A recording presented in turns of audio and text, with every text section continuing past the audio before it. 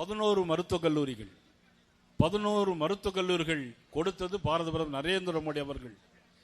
தமிழ்நாட்டுக்கு யார் பெற்று தந்தார்கள்? கொடுத்தது பிரதமர் நரேந்திர மோடி அவர்கள். பெற்று தந்தது அண்ணன் தம்பி விஜயபாஸ்கர் அவர்கள். சுகாதாரத்துறை அமைச்சராக இருக்கும் பொழுது 11 மருத்துவக் கல்லூரி.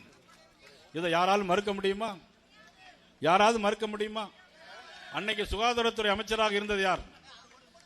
அருமைக்குரிய விஜயபாஸ்கர் அவர்கள். 11 மருத்துவக் கல்லூரிகள்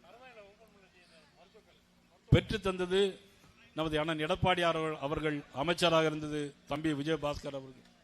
இதெல்லாம் மக்களுக்காக சேவை செய்யக்கூடிய கட்சி, மக்களுக்காக சேவை செய்யக்கூடிய கூட்டணி.